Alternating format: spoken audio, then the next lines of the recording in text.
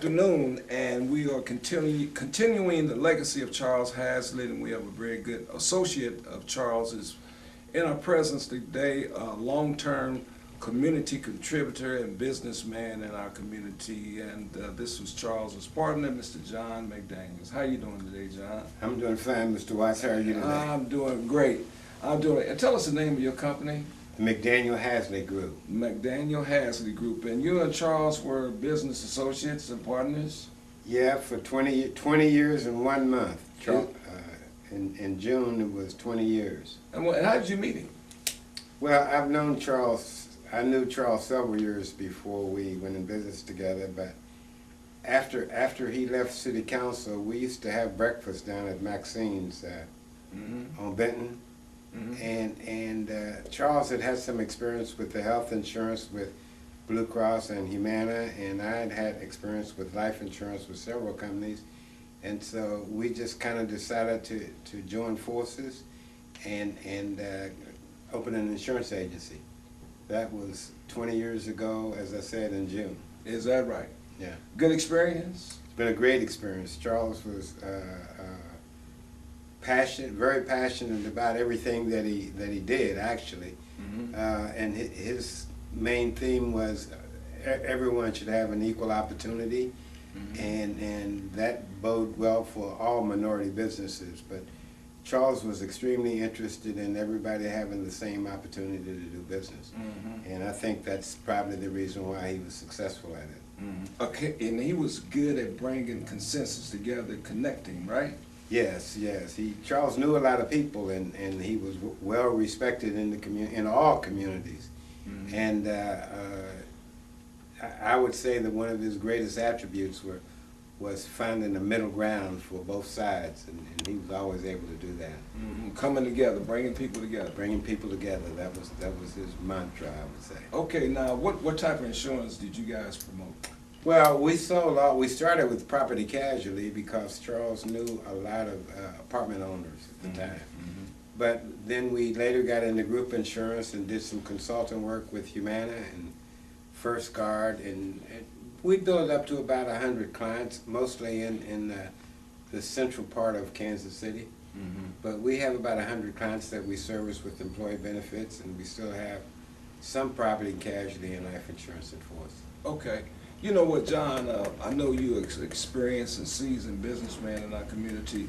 What could you tell our audience out there, especially young people, about, building these relationships of, like you and Charles came together, and there's power in two as opposed to one. What could you share with our young people out there about building relationships? Well, relationships is what all businesses are about. I mean, the insurance business, Charles used to say it all the time, the insurance business is about relationships and building relationship with all types of people in all communities.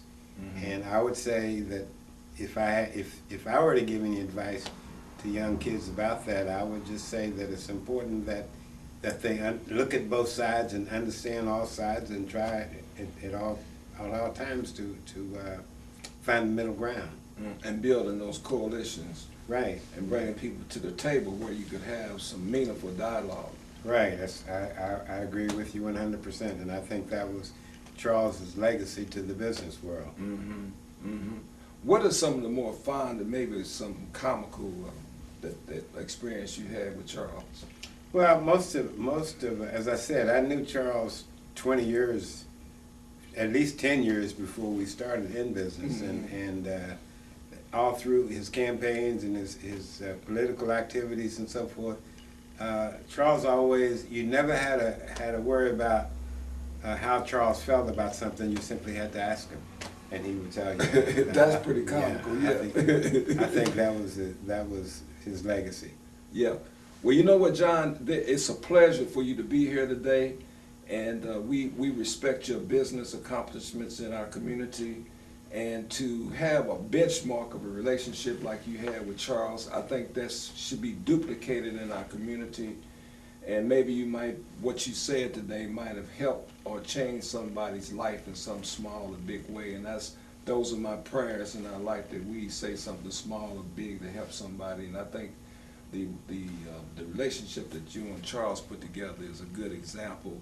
Ladies and gentlemen, it's been a pleasure this afternoon. We're down here on Vine Street. This is one of the areas that Charles had a part of developing, and we have his business partner with us today, Mr. John McDaniels. And John, thank you very much. I appreciate it. Thank you. All Glad right, to be thank here. you. All right.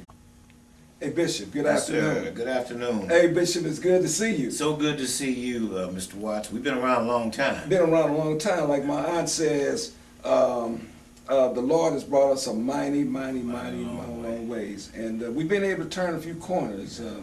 I tell folks that there are two people that helped minority and African American business and people in period. It was you and Charles Hazley. At the county, you had my quarterback, my contact person was Rick Greeno. All right. You would talk to Rick, say, is it okay? And Rick said, yeah, it's okay, Bishop. Yeah. And then we moved on, but we were able to help somebody.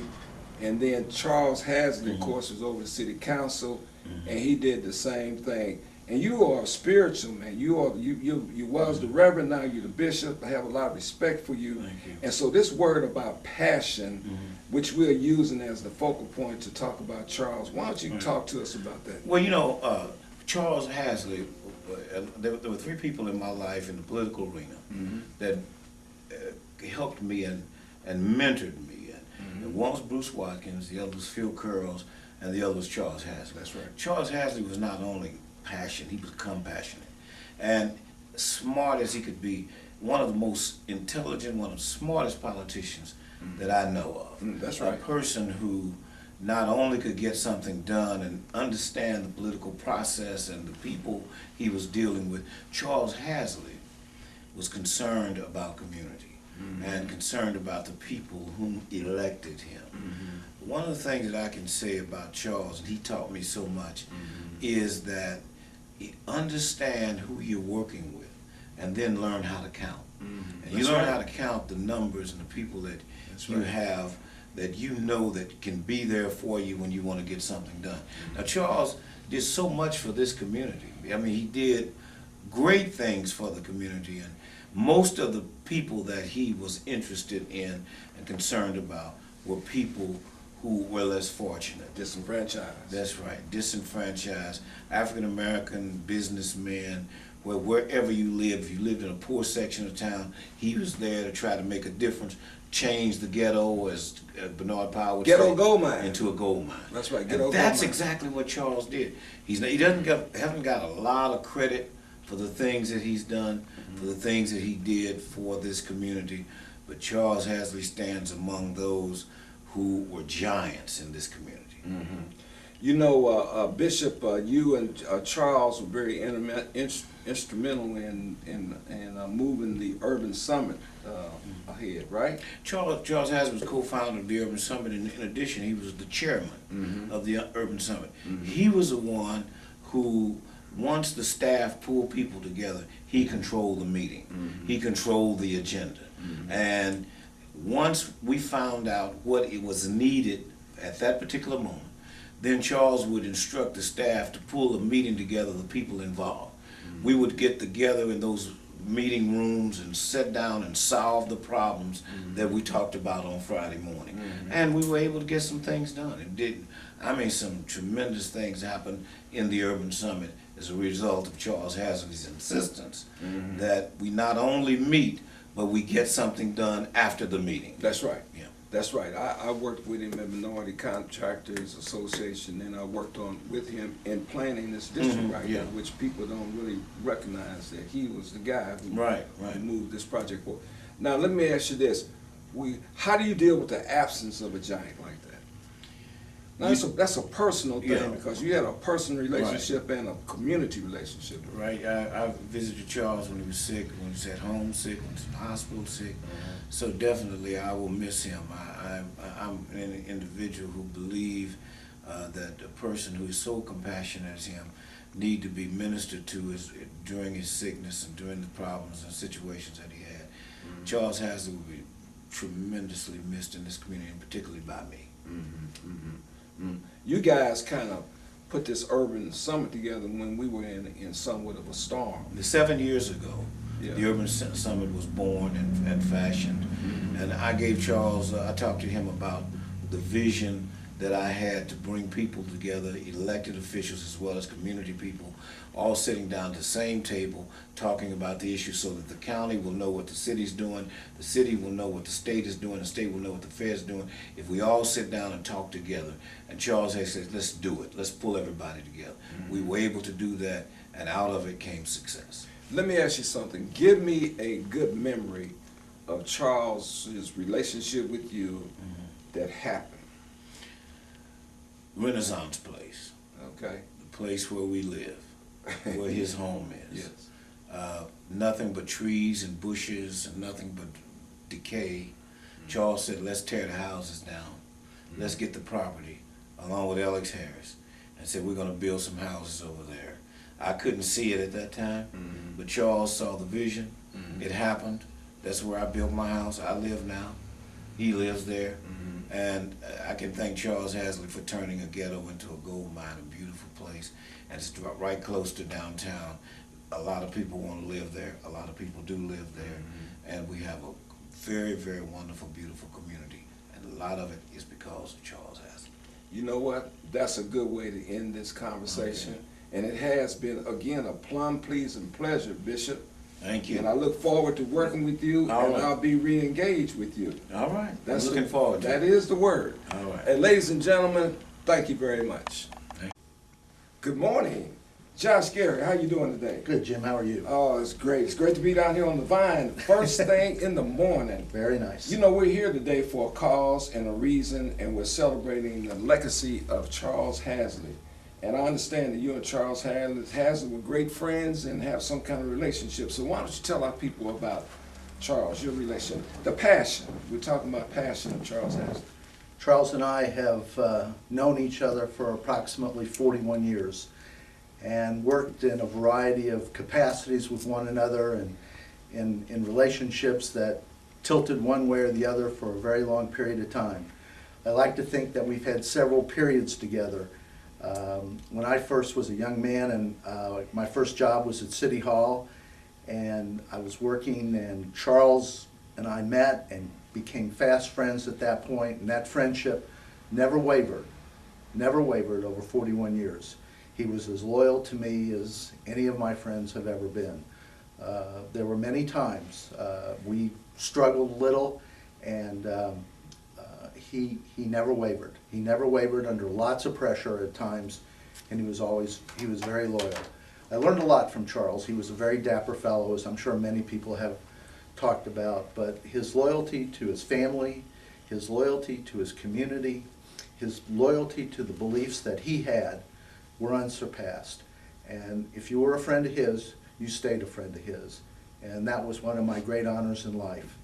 Later years, Charles and I both were involved in the insurance business and had the opportunity to work together. And when we first formed our first relationship, we met over breakfast, as we often did, talking about a wide range of subjects. We took care of our business in a very few minutes, came to agreements on all subjects very, very quickly, and spent the remainder of our time reminiscing about past activities at City Hall or wherever else. Charles and I traveled to Washington, D.C. on a number of occasions and spent much time together in that great community. We shared a lot of friends together. We shared opportunities, particularly in terms of sports. Charles liked the fact when we very first met that I was aware of who his brother was, and that his brother Omar was a great athlete, and without any prompting I knew all of that and many of the accomplishments that Omar had, and he found that to be a very interesting that somebody would know those things. We shared a lot. There was a time when the Kings were in town, we would go to the city council suite, and we would watch game after game after game, and we'd sit there, and Charles would always be amused. Reverend Thompson and I would talk about who was the greatest Kansas City high school basketball players, and we would be in this constant kind of back and forth with the only thing we agreed on was that Warren Armstrong was the best and everybody else fell behind. That's right. But Charles was always amused with that particular conversation, and Reverend Thompson, of course, had a unique perspective, having played ball for both Walt Schublum at Wyandotte and Jack Bush at Central. So he had a kind of a unique perspective, and fortunately for me, I got to see, I even got to see Warren Armstrong, so I saw every one of the players that he and I talked about, and it was great fun. We had great fun, and our love of politics that we obviously shared jointly, and causes that we shared were all in the forefront. And then, like I said, the insurance business was a great source of activity for both of us, and we enjoyed our relationship a great deal. In closing, give me a word that would describe your relationship with Charles. Loyalty.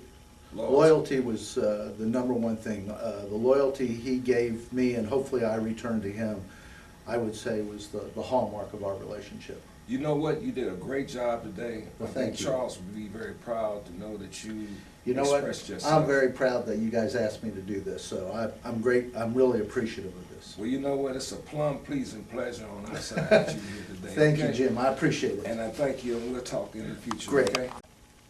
Good morning, Alex Harris. How you doing today? Doing fine, Jim. How you doing? I'm doing good. We're down on the vine, first thing in the morning. Right. History there, right? Right, definitely. Yeah, history. You know, we're here to talk about Charles Hazley, our good friend Charles Hazley, and we're focusing on the passion and the legacy of Charles Hazley. Why don't you talk to us about Charles Hazley and your passion with him? Well, I became involved with Charles in the hell-raising days, and I would always create fires in the city hall that unfortunately Charles had always put out.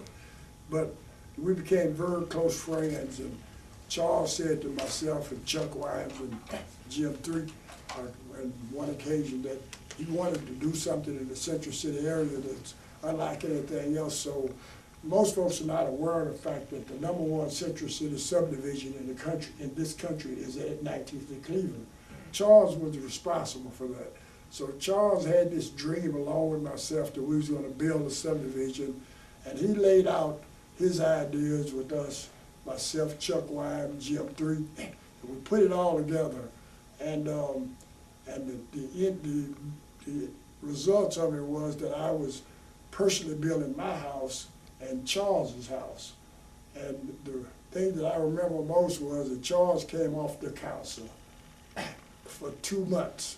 He disappeared from the council and came to work with me to build his house. And so we had to go through that. Charles was very distinguished about things that he wanted, so we had to build his house a certain way and all of the particulars. And that was when I had a chance to become sort of the second father to the family, because we were both next door. His house was right next door to mine. And we shared all of those moments, the good moments, and as it relates to building his home and our families coming together. And Charles, the last thing I remember with Charles was when Charles said he didn't want no one coming to visit him when he was ill. And of course I burst into the house and went on upstairs, and he and I sit on the bed and talked about a month ago. And it's been very difficult for me because it's a personal thing. So it was very difficult for me to talk about it as much as this friend of mine has passed. And I don't know whether I'm going to be able to attend the funeral because it's really causing me a problem.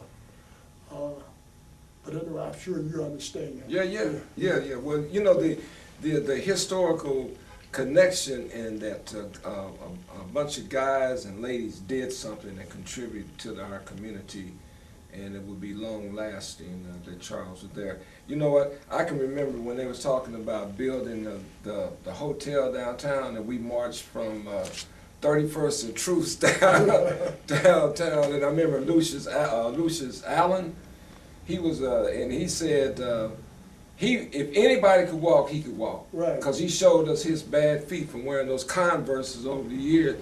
I mean, he had like knuckles on his feet.